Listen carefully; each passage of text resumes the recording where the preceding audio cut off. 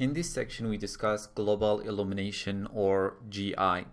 Global illumination is a series of algorithms to make lighting in 3D renders more realistic and look closer to how light rays work in real world.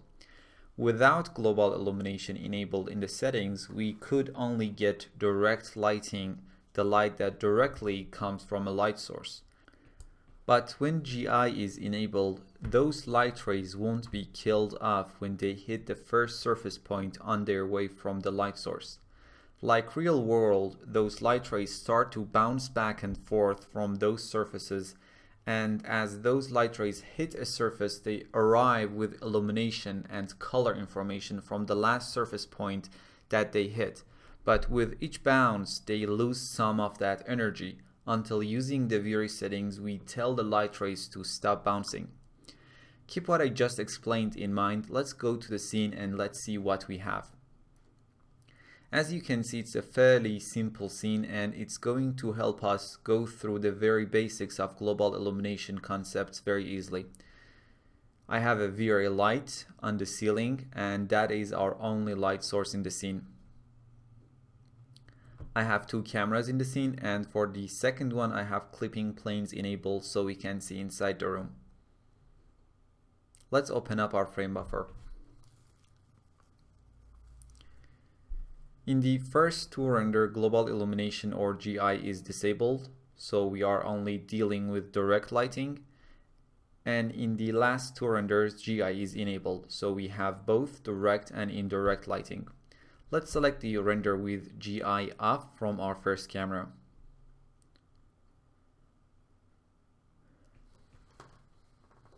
Now let's see how light rays function in real world. So first, the light rays are cast from the light source into the scene.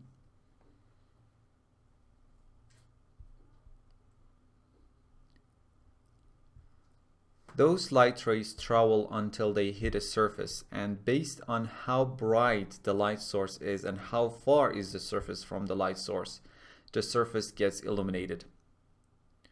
When a specific light ray hits a surface, obviously it can't continue its path and we are going to have shadows.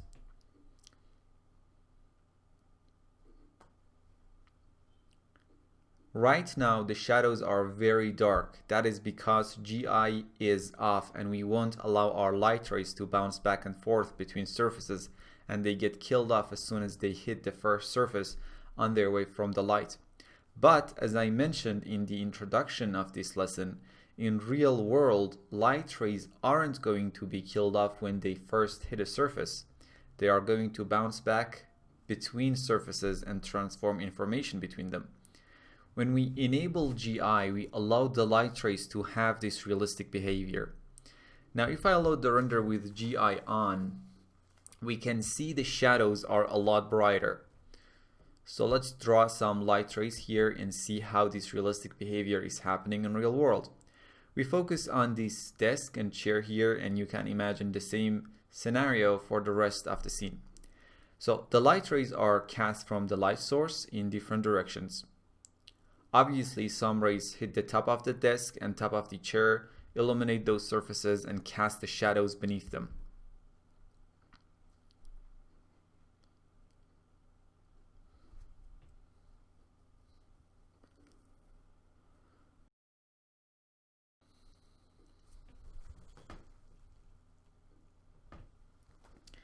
Now let's imagine a light ray hits the floor near the chair and the desk.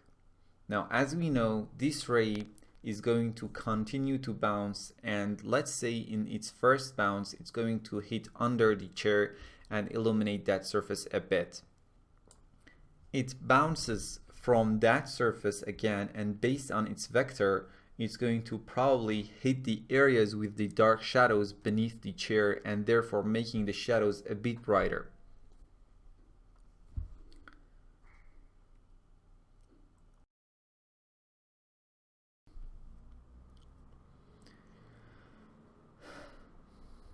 Obviously, with each bounce, the ray is losing some of its energy.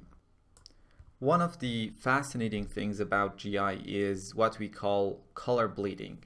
As I mentioned, those light rays carrying both illumination information and color information, Now let's clear out these drawings. Let's say a light ray is cast from the light source and hits this red wall.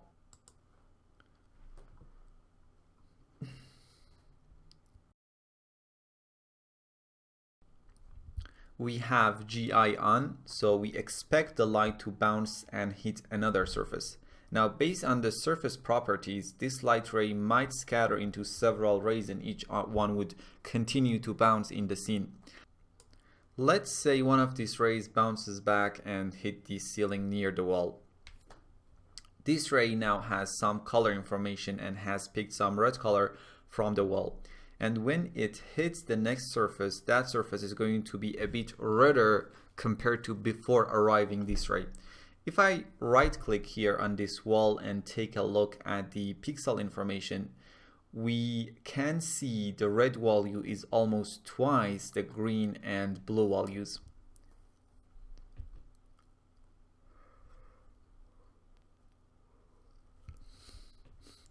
You might ask, if this ray is having red information, why it's not turning the surface into a pure or a bit more obvious red color?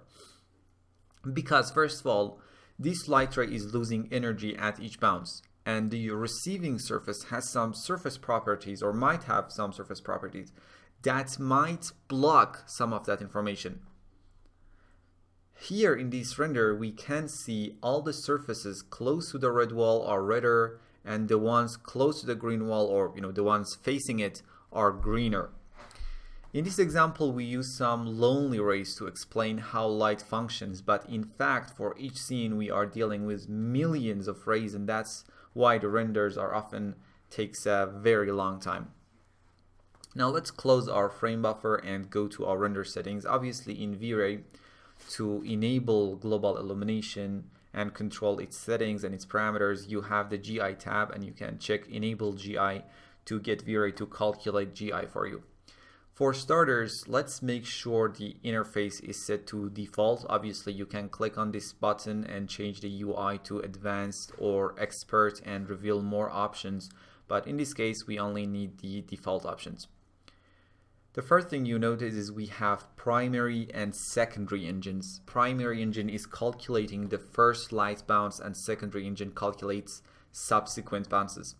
And obviously you can use different methods like irradiance map, light cache, and brute force to compute those light bounces. Now let's see how V-Ray uses these primary and secondary engines. Let me go to the second camera with GI on render. Our main camera is about here in the scene.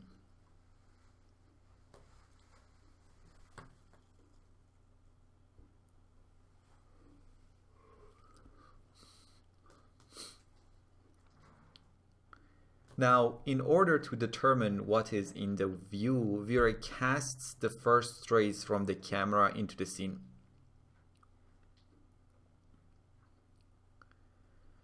When a ray hits a surface, to determine whether that point is in illumination or in shadow, a ray which is called a shadow ray, let's use a black color for this ray, will be cast towards the light source. If there is no object or obstacle between that point and the light source, that point would be in direct illumination. But if there is an obstacle between that point and the light source, that point will be in shadow. Until now, we just determined the direct illumination, whether a point is in direct light or in shadow. Now it's time to calculate GI, or indirect illumination.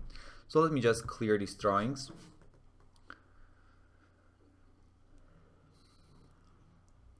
The color I'm using here are for pure presentation and have absolutely no specific meaning or role in the calculations. Now these green rays are cast from the camera, and when they hit a point on a surface, a sample will be created.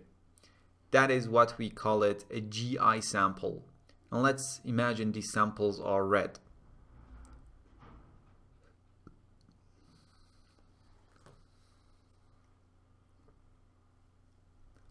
Now from this point or sample, which we already have its direct lighting information, whether it's in direct light or shadow, the first primary GI engine comes to play and sends out a hemispherical burst of rays into the scene to gather information from the scene. So if a ray hits the green wall, based on the distance between the sample and the wall, that point will get some of that green color from the wall. And if another hemispherical ray or primary ray, let's say, hits the red color on the other wall, let's say that red wall is closer to the sample point compared to the green wall, now that sample point will gather more red compared to green. That's what the primary engine does. But we said that in real world, the rays are not going to be stopped when they first hit the surface. From the second bounce, the secondary GI engine comes to play, and from each primary ray casts or bounces another ray, and that ray, which let's say is blue, will continue to bounce in the scene and transform information between points in the scene.